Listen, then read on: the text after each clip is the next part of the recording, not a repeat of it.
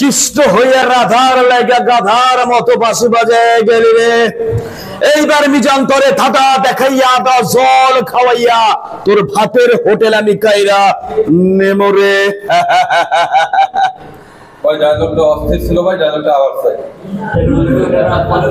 Dialogue একবার দিয়েছি, dialogue আরো রয়েছে, লেটেস্ট ডায়লগ। আর বিষয় হচ্ছে যে মিজান ভাইয়ের দোকান এখন কিন্তু ভাইরাল। মিজান ভাইয়ের দোকানে শুধু আমি না, বাংলাদেশের অনেক কন্টেন্ট ক্রিয়েটর রয়েছে যারা নাকি সেখানে ভিড় করছে, যাদের কারণে মিজান ভাই এখন রাতারাতি সুপারস্টার, ভাইরাল। তো মিজান ভাইয়ের কিছু অভিযোগ রয়েছে, যেখানে অনেকে বলেছে তার খাবারের মান, গুণগত মান একটু খারাপ হচ্ছে।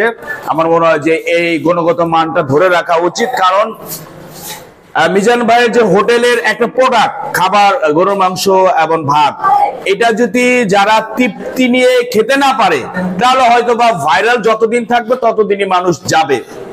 আর খাবারটা যদি ভালো হয় তাহলে এটা উনি আজীবন করে যেতে পারবে। আমার মনে হয় মিজান ভাই আপনি আপনার খাবারের যে মান ছিল প্রথম, গুণগত মান, সেটা ধরে রাখবেন।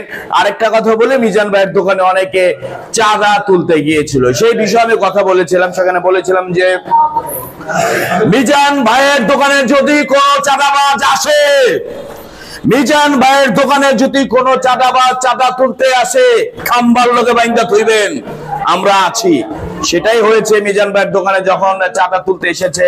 সেই চাঁদাবাজ কিন্তু চাঁদাবাজকে বাংলাদেশের বর্তমানে সেনাবাহিনী ওনারা অ্যারেস্ট করেছে, তারপরে শাস্তিও হয়েছে।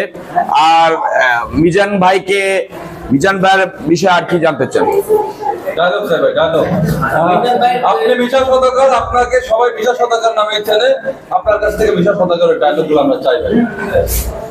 বাংলাদেশের সুপার টুপার ভিলেন মিশা সওদাগর, যিনি সিনেমাতে পাজি বাস্তবে হাজি, তিনি এখন বাংলাদেশ চলচ্চিত্র শিল্পী সমিতির সভাপতি। উনি এখন আমেরিকায় অবস্থান করছে, অসুস্থ। অবশ্য ওনার জন্য দোয়া করবেন সকলে, যেন উনি সুস্থ হয়ে আবার আমাদের চলচ্চিত্রে ফিরে আসতে পারে এবং তার কর্মজীবনে ফিরে যেতে পারে। মিশালের অসংখ্য ডায়লগ রয়েছে, তার মধ্যে যে ডায়লগগুলো রয়েছে, নাম আমার লালু বেনটা বড় চালু, নাম আমার লালু বেনটা বড় চালু, বিপদে পড়লে দুলা বাইরে নাকি খালু, নাম আমার লালু। মুসলিমের নজর পায়ে আর মুসলিমের নজর কপালের, টাইগার চক্র নজর শত্রুর জানে, নাম আমার টাটা, নাম আমার টাটা, আমি মার্বেল দিয়ে করি মাইশের চান্দি ফুটা। আরো যেমন ইদানিং মিশা সওদাগর ভাইয়ের অনেকে ডায়লগ করার চেষ্টা করছেন। আমিও বলি যে আসলে একজন মিশা সওদাগর, অনেকে বলে যে আমরা কপি করি, মিশা সওদাগরের ডায়লগ করি। আসলে মিশা সওদাগর বাংলাদেশের একজন গুণী শিল্পী। পার্শ্ববর্তী দেশে শাহরুখ খান অনেকে রয়েছে যারা জীবনটাই শাহরুখ খানের মতো সাজিয়েছে, সালমান খানের মতো সাজিয়েছে।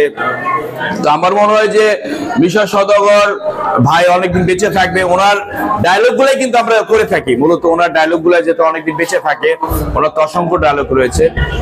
তার মধ্যে আমি যে ডায়লগটা দিয়ে ভাইরাল হয়েছে সেটা হচ্ছে,